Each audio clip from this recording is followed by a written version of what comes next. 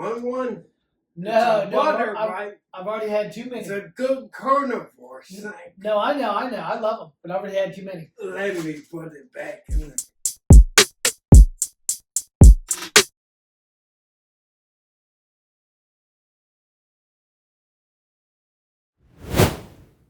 Good morning, good day, and good night wherever you may be. In this candid exchange with my trainer, I delve into the intricacies of living with ataxia. I provide a comprehensive background on the condition, its causes, and the transformative impact of Danny's guidance on both my mental and physical well-being.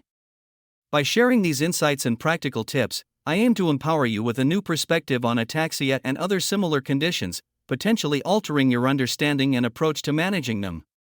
This is Art Thomas, and I have acquired ataxia, which accelerated my unknown hereditary ataxia. Welcome back to Living with Ataxia. What are you eating? It's a butter bite. It's a good carnivore snack. That's the thing you gave me the other day? Yeah, it's made with one of these packets. It's the butter and the salty pack? Yeah. Yeah, that was good. Yeah. Anyway, you wanted to know what I did for my first year and a half after I initially got out of the hospital, right? Mm-hmm. What you want to know? What, because we started working together. I saw your dad December 2022, and then we started working together January 2023. So you said it was a year and a half before that the ataxia came on. So what did you do for the first year and a half? Like, did you do any kind of exercise? Did you do any kind of rehab? Yes. So what happened? Seizure after seizure, which led into a stroke. And because I didn't go to the hospital on time, I had the stroke, and the hospital didn't know what was wrong with me. You better take a break and eat that last piece, or it's going to melt in your hand. They were actually pretty good. No, they are pretty good. It was good. I did like those. We got to try the different flavors, because the different flavors probably, like, you don't know, you can probably put any of those flavors in there. You put the caramel, which I tried the cocoa. I bet that berry one's good too. And the orange is probably good. Orange butter. Man, that's probably good. Yeah, we'll see. So you went to the hospital and they didn't know. They thought you were just going to be fine. They knew I had the stroke, but they didn't know anything about it. They didn't know what caused it. So apparently I was asleep for 12 days, but I don't remember. That is so odd to me. That's like, I know it's not, but it's like being in a coma. Asleep for 12 days? That's what they told me. And after I got out of the hospital, I couldn't move at all. I could move, but I had no control to what I was doing. So you couldn't walk? I couldn't walk. I could barely. Like if I was trying to text, my hand would do like this. What about talking? I couldn't talk. How I communicated with my dad was through my phone by texting, because he couldn't understand me. And when I was leaving the hospital, they said I would be fine in a couple weeks. And obviously I wasn't fine. So what I did after a couple weeks, I remembered some exercises that I did when I broke my femur, and basically just did those exercises and got out of the wheelchair on my own. And the most significant exercise that improved me was the active squat stretch. Yeah, that's a great one. And it was hard, but I did that all day, like all day. Yeah. And then my dad kind of forced me to do stuff, even though I couldn't do anything. That's how you get it back there. You're at such a low level. You have to force yourself. Yeah, even like I have cats, and I asked my dad after a few weeks to change the litter box, and he said, "I'm not doing it." I said, "Well, I can't." He says, "Well, you better figure it out." So I figured it out. I was able to do it. So it just goes back to the mindset. Yeah, pushing yourself. Yeah. And eventually, after I started to send, my dad says, I needed the wheelchair, but my dad said, I don't think you need it. So he took the wheelchair to the dump. So I know choose but to walk. And I told him, I need the wheelchair. He says, well, if you need it to get around, it looks like you're going to crawl. Yeah. So it's a good thing. So how'd you get around? Just A walker? From the wheelchair, I moved from a walker to the walking sticks. And How long did you stay with each one? How long did you stay with the wheelchair? The wheelchair was about 8 months. The walker was about 3 months. And then I moved to the walking sticks, and that's when I met you. Yeah. A year and a half, or over a year and a half later. Yeah, that was January 2023. Yeah, November of 2022, a year and a half later. That's when I went to Georgetown University Hospital, and they knew right away I had ataxia. So you didn't get it definitively diagnosed for almost a year and a half? It's almost a year and a half exactly. Man. And to me, you can see clearly on the MRI that my cerebellum was really small compared to a normal one. So I don't know how they didn't pick that up. There's got to be something like, your cerebellum just doesn't shrink for no reason. Like there had to be something, alcohol, drugs, prescription drug, I don't know, a disease maybe, or infection. Yeah, they have acquired ataxia. Usually that means something happened. Something triggered it. From what I was told, it was a stroke, and I just found out that I have a genetic component to ataxia, which I had no clue that neurological issues run in my family.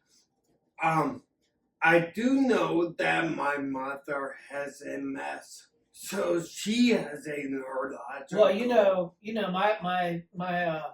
my thoughts on it.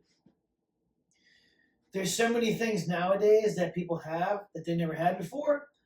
And a lot of it, I think, is food mainly and environment. Because in the last 100 years, and it's ramped up, people are eating differently and they're being exposed to chemicals and other things in the environment, cleaners, stuff in the air, stuff in the water, that they never were exposed to before. Never. With the first heart attack was 1894? I might have that year wrong. People just didn't have those kind of maladies before. And it's funny because people watch things like movies, and modern day Hollywood will portray, the Wild West or medieval times or whatever. They'll portray it as though people were like they are now, and they weren't. No. They weren't. They didn't have all this crap they have now. They didn't have any fake foods. They didn't have any dyes or preservatives or sweeteners or any chemicals in the water from the environment or in the air. They didn't have all it. And you're being inundated all the time, and everybody has all these things. And I wonder, like, you didn't have those neurological problems then. You didn't have them. Like, I remember Bill Nye, the science guy, at the conference. He tried to say that, and I don't buy that. I don't buy it. I don't. They're having all these people like they're having all these people with these different problems, and they would try to say like gut problems like the IBS and the Crohn's and celiac. This is inherited. No, it wasn't. No, they know that's directly from diet. But before they would think like, well, you must have got that from your mom. No, that doesn't even make any sense. Yeah. But when you look at studies like genetics, when you look at studies and you see like someone has in their family, let's say they have a tendency like for generations they farmed and ate wheat, and they all had a tendency to have gluten problems, problems with their guts. They didn't even know it was gluten, just problems. Yeah. Well, my grandmother had that. Yeah, because they were all eating that same stuff. That doesn't mean genetic. That's lifestyle. Yeah. But they're not putting it together like that. They're just thinking like, well, your mother had a problem with that. She had stomach problems, and your great-great-grandmother had, your grandfather. It's like looking at it backwards. Like, it's not because you had those problems and it's genetic. It's because you all had the same lifestyle, so you all had the same symptoms of the same thing because you ate the same stuff. Like it's like and I'm not making fun of anybody, but I've known people where the whole family's fat, like the mom, the dad, the sisters, the brothers. It's like I don't buy that. That's not genetic. You can't be fat on air. You can't be fat. And I don't eat much, You can't be fat on eating nothing. So you're either eating the wrong things, too much, or both. But people would say like it's genetic. It's not genetic. It's not. It's lifestyle. That's lifestyle. So I wonder. I would like to really like hear what their explanation is when they say there's a genetic component. What do you mean? Explain that to me in great detail as much as I can try to understand it. I'm not a medical professional, but I want to know, like, what do you mean? Like, what are you seeing that's making you think, oh, this isn't like something that happened. This is inherited. This is in your genes. What? What do you see? Well, I promise that's the reason why we push the carnivore diet so much. It's because it has no preservatives in it. Well, it's funny you say that, right? So you talk about the carnivore diet, right? A lot of the things that they say are inherited or genetic or, passed down, whatever. A lot of the things they say,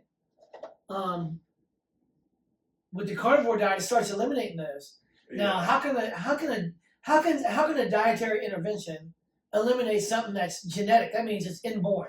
You ain't got a choice. Yeah. That doesn't make sense. And at the very least, then that means that the carnivore diet is so healthy for you that even if I did buy that, and I don't buy it, but even if I did buy the explanation that this is genetic, it's inborn, you don't have a choice. You're probably going to get this, whatever the thing is.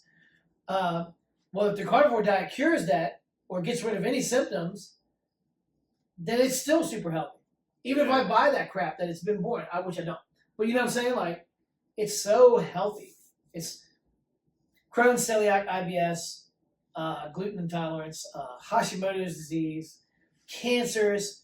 I know that the medical community doesn't like it, and they probably been trying to fact check this video, but it's not BS when you don't have one person. You have hundreds of thousands, if not millions of people around the world saying the carnivore has cured all these things in my life. I don't have them anymore.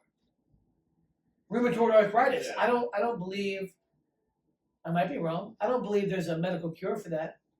But the carnivore diet gets rid of it. Like Michaela Peterson, she's a known person, and they got rid of it. She had juvenile rheumatoid arthritis. Yeah. Now she has nothing. Like the past video that I did, I always say I wear a knee brace because they put the rod in through my knee because I couldn't put it in through my hip, and ever since I had knee problems. And eventually they said, well, you already have arthritis in your knee. And going on the carnivore diet, that completely eliminated the pain. Now it's just wobbly. You still have a rod in there? No. Oh, they didn't. It's not something they left in there. They took it out because it was bothering my sciatic nerve. But you didn't I need it. couldn't sit on my right side. But you didn't need it anymore. Not really. Yeah. The doctor that put it in, he obviously put it in wrong and did not want to take it out. So I went to another doctor locally. He said, well, if it's bothering you, we need to take it out. Yeah. And when he went in to remove it, that's when he figured out, oh, the doctor that put it in wrong. They cross-threaded the screws. So when he tried to take the screws out, they just broke. So had to go in for a second operation. Oh my God. For them to get the right tool to remove the screws. Jesus. Man. Well, any instability in the knee joint from all those surgeries, and I'm sure you had to be like in crutches and casts forever. So I'm sure that leg got small and weak. It got really weak. But again, it taught me how to, before they knew Ataxia, it taught me how to recover a little. Well, I was gonna say, like, any instability or weakness you have in it, we're slowly but surely overcoming that with strength training, because that's what you do. That's basically what you do. You just work around it and find ways, like Ryan Martucci, like the little he got in a car accident. So he jammed the brake on and he got hit. So the impact jammed his leg straight up. That's exactly what happened to me. Yeah, so it crunched everything. Broke everything up. Oh yeah, plus messed up the ankle, knee, and the hip because it just jammed the leg straight up. Exactly what happened to me. Well, his leg is still, he bodybuilds. His leg is still a little bit smaller because when he's working out, like we can try to overcome it, and you can overcome it, but it takes a lot of work. When you do like single leg, unilateral single leg or single arm exercises, his leg is, he's a bodybuilder, so he's really big cut, but his leg is still a tiny bit, but noticeably smaller than the other one. Just a little bit. Yeah. It doesn't stop him from doing anything, but he would have to really concentrate and focus on doing a lot of single leg work on that side to make it come up. Because it's been years since he had that. It's the same thing. Like we can just do single leg things, or focus on doing unilateral exercises and make that come up. But it's just like when you started with ataxia, from the wheelchair to the walker, it's going to be real hard at first. Like you're going to be able to do stuff on your left leg, one leg at a time, that you can't do on the right. Yeah. Or can do like you do 10 on that and 1 on that. That's the way it's going to be. But to go back to the wheelchair, that's when I first saw the neurologist. And he said, you won't get out of the wheelchair. You're going to be the same and get worse over time. And that is because that's what they're told. Yeah. And well, it's, how we always talk about this. And they tell other people, and other people just accept it. I was going to say, now it's for medical professionals and telling people, like the layman on the street, it's been told and told so much, and they haven't looked beyond that even the layperson on the street, if you talk to them, they just generally accept that that's true. Like, that's true. Like, if you tell someone that someone has stage 4 cancer, he's dead.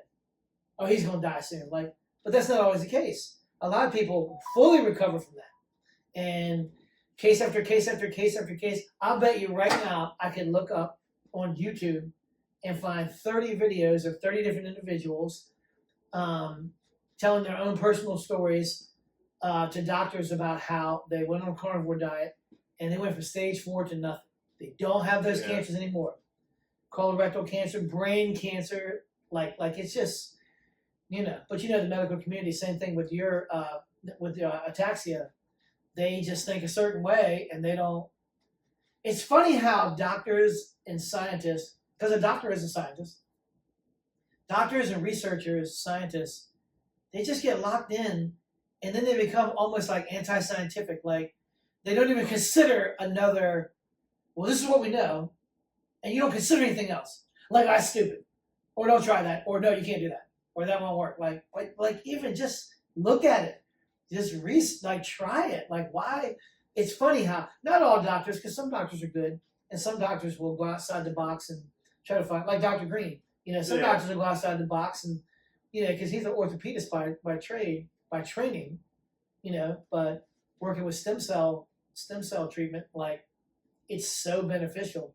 And I think that the standard orthopedist wouldn't recommend that. They wouldn't. Not because they're against it, but they don't know anything. So they would just think like, well, I know how to replace a shoulder, not do stem cells. But if you're open, like we're trying to be open-minded, I'm not for quackery, because there's a lot of quackery and supplements out there. But like all these different things out there that are good for you, like creatine, there's still people, I can't believe it. I'm not saying this like anecdotally. I'm not saying this like off the top of my head.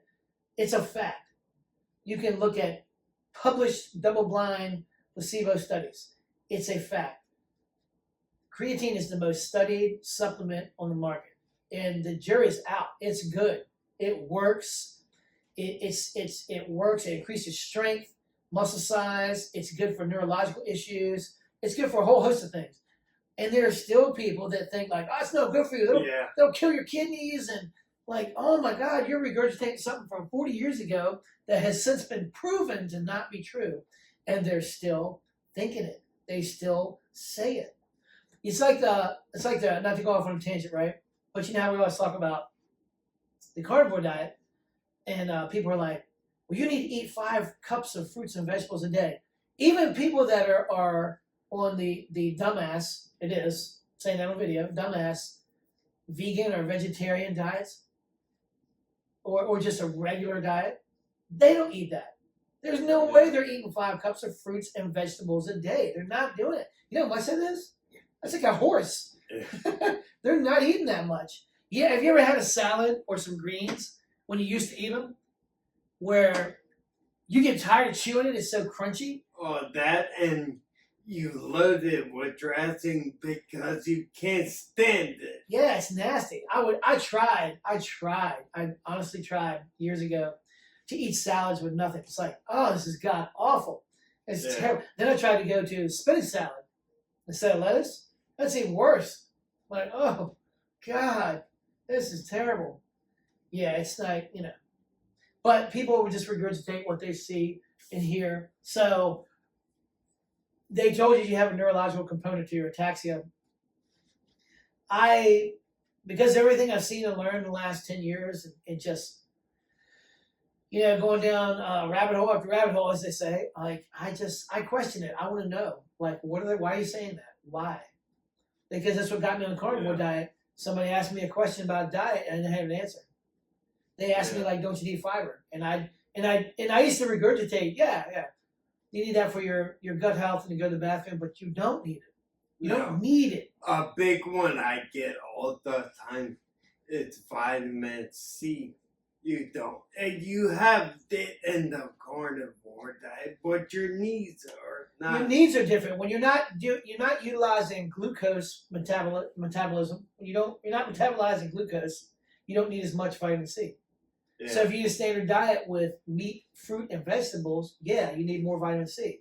But when you're on a carnivore diet, you don't need as much. I kind of wish I knew about the diet before I had this Ataxia, and also after when I was in the wheelchair walker using walking sticks.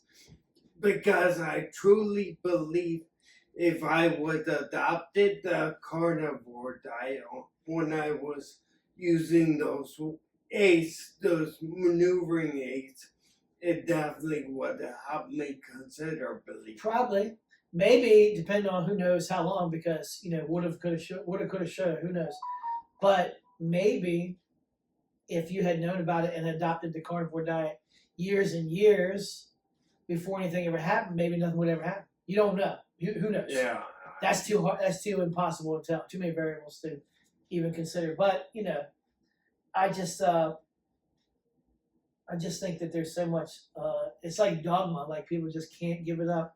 They can't even question, how it's like the whole COVID fiasco and, them trashing time-tested, proven, would a doctor even won a Nobel Prize for, creating ivermectin, hydroxychloroquine, another one, and they trashed him and trashed him and trashed him, like wouldn't even consider it as a treatment for COVID. Now we know it's a cure, like it'll get rid of COVID. Yeah. But people are so stuck on that, like, no, you can't use that. Like, not even like a real scientist wouldn't even consider it. Wow. A real scientist would consider, he's got ataxia, and he's saying that he's better on this carnivore diet. Let me investigate that. But instead, probably a lot of them just write it off like, it's a fluke, or yeah, whatever. Like, it's just so weird. Like, it's unscientific. It's not unscientific. It's unscientific to not consider all possibilities. Yeah, that goes back. I want to lead by example. Like, I'm trying to convince people to get out of the wheelchair because they can, but they're told they can't, but they can with the right approach, like what we're doing. Yes, yeah. The combination of the diet and exercise, I recommend anybody. I think everybody should exercise. Everybody should work out. Everybody should be physically active. Most people don't have a physically active lifestyle, and not everybody likes to go hiking. You know what I mean? So if you don't like things like that, then as you get older and older, you should definitely have some definitive form of exercise, some weights or cardio, something, some kind of training, because when you're 20, you cannot use it and not lose it. But when you get past 40, if you don't use it, you're going to lose it. Yeah. For example, like I said, my mom has MS. As soon as our horse died, before he died, she went out every day, cleaned us all, fed him. As soon as he died and that stopped, she got really worse. She probably got depressed too with a horse dying. And became like just sat on the couch and got worse. Riding a horse is like a workout. That's Yeah. what Chelsea always tells me. I never rode a horse. I rode a horse when I was a kid, but I don't remember. Yeah, and cleaning up after him, because you get cleaned up all the time, every day, almost. Yeah, it's about every day. So that's and being active is more than just like doing the laundry or. Can you talk to her? Like, will she listen to you? Yeah, she'll listen to me, but she wants to eat her carbs and stuff. You should show her. Like, I've sent you a bunch of those videos. I do show her, but where people went to Dr. she's Baker.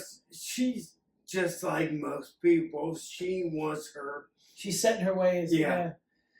Because I sent you a bunch of those videos from Dr. Baker and some other people, Dr. Chafee, where the person literally had MS, and they say, "Well, my symptoms have gotten better, or my symptoms have virtually disappeared.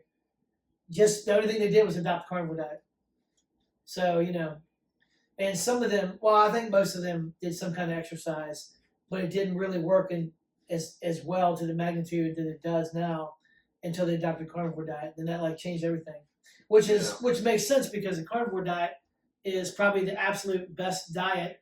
It is the absolute best diet for your brain and your nervous system to work optimally the way they should. So if you have a neurological condition, even Alzheimer's or dementia, just give yourself the absolute best chance to function, and you're not going to do that with carbs or vegetables or fruits or cake and ice. You just won't.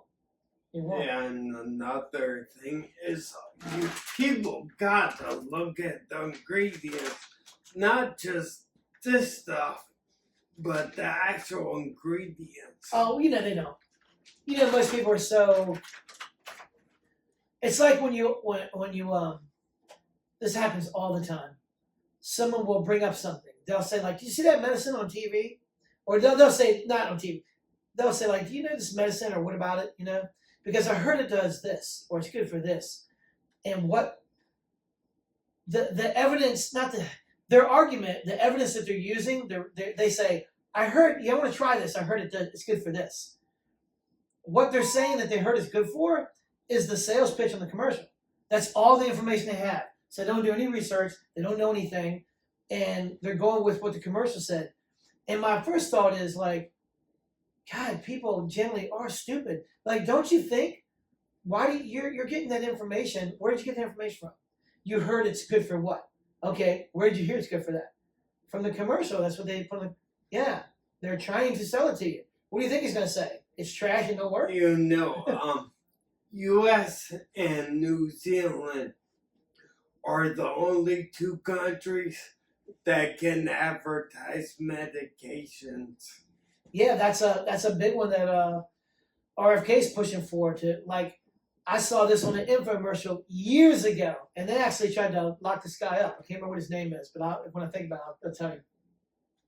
But he's doing an interview, and in one of the questions or one of the topics that comes up, he tells the guy, he goes, "Think about this." The guy that's interviewing him, he's telling the guy that's interviewing him, he says, "Think about this. When you see advertisement for, I don't know, Abriva or I don't know, one of these Wegovy or one of these things on TV, right? One of these prescription meds." He's like, "Why do you see that? Because if you got something wrong with you, or you feel something, or have a pain, or you injure yourself, what do? You go to the doctor, and then the doctor figures out maybe you need surgery for a thing, or maybe you need some kind of medical intervention like a treatment or a medicine. Yeah. You go to the doctor because you don't know. So why? So if they're pushing a prescription medication on TV, who are they pushing that to? The only person that needs that information is the doctor. You don't need that because you're not diagnosing yourself. But they know that the way people are, they'll see that commercial and they'll go ask for the medicine. Yeah. And then the doctor will prescribe it to them, and it's a moneymaker. It's just all about making money. It's not even, the person might not even have it. You know, they have some symptoms. They don't know what they are. It's crazy. Yeah. So I saw you in January 2023. Yes. I know, we went off on a With, big tangent. With my keyboards. walking sticks. I don't need them. How long was it that you stopped using those? It was only a couple months after seeing you. Yeah. Once you started training hard, because you were doing walking and stuff at home and other things, and once you started training hard 3 days a week with me, you started getting better and better, stronger, more balanced. And I walked every day, all day. That'd be a good post for us to give to everybody. Like, go back through the library and contrast, like, pushing the sled in January 2023 to January 2024 to January 2025. See how you've improved and come along, and how it's easier and you're more balanced and coordinated and stronger and lighter and lost weight and everything. Well, I can tell you this. If I would have listened to the doctors and that, I would still be, I wouldn't say I would be in the wheelchair or using walking aids, but there would be no chance I would be this far along. Well, because they take them so far, and then basically what they have people believing is where you're at and what you got is what you got. So we're just hoping for a cure. Like, okay, well, that's you can hope for a medicinal cure, but until that time, what do you do? Yeah. And that's the gap we're trying to fill. Like, well, what do you do right now? It's great if research and development is happening for a medical intervention, but what do I do right now? Because I need to do something tomorrow, like not 50 years from now, if there's a cure, you know? So you can wait around your whole life, whatever your malady is, and wait for a medical cure and never find one, never have one. And then you have no quality of life, you know? Yeah, and after I saw you, which like after I saw you about a year and 8 months later, of course I was using the walking sticks, but exactly a year after, that's when I started being able to move around independently, and then went to R3 for stem cells. Did you start? We were training January 2023, so we started. Did you start driving before you got the first stem cell treatment, or after? I did. I started driving in November of 2023, and with my first stem cell treatment in January of 2024, and that was a huge jump. So without any intervention, because the stem cells is a medical intervention too. Without any intervention, just eating Just like good old fashioned hard work. and the carnivore diet. Well, I didn't adopt the carnivore Not diet at first. until March of 2024. Severe in exactly 2 or 3 weeks. Who knows how much more or less your progress could have been accelerated if you had adopted the carnivore diet from the beginning. Yeah. Who knows? But I mean, you went real far. But you ate fairly healthy anyway. Well, I kind of did keto before Yeah. carnivore, and then the carnivore diet really increased Yeah. everything. And then I got my second stem cell treatment, and that was enough. So you were going up, and with the training and eating the keto diet, then you got stem cell treatment that gave you a bump, and then you adopted the carnivore diet that gave you more of a bump, and then you got a second stem cell treatment that gave you more of a bump. But you went pretty far. I mean, in less than a year of training, you went pretty far. You know, from ski poles to driving in less than a year, like 8-month period. Yeah, and then in the next episode or part, we'll talk more about exercises that we do and the stem cells and so forth. Which got me away from all the walking aids. Yeah. All right. Thank you. Another really important moment for me was when I started to focus on what I can do, rather than what I can't. It sounds simple, but it's been a total mindset shift for me. Instead of getting caught up in feelings of limitation and frustration, I've started to focus on the things that I'm still capable of, and that's made a huge difference. Looking back on my journey so far, I'm proud of the progress I've made and the challenges I've overcome. It's not always easy, but I know that I'm not alone, and that's made all the difference. I want to encourage all of you who are watching to remember that perseverance and support are key. Don't give up, even when things get tough. Keep pushing forward, and know that you're capable of overcoming any obstacle that comes your way. Thanks for watching, and I'd love to hear your thoughts in the comments below. If you're interested in learning more about living with ataxia, be sure to check out our next videos, where we'll be continuing to share some personal tips and strategies for managing all neurological conditions. See you in the next one.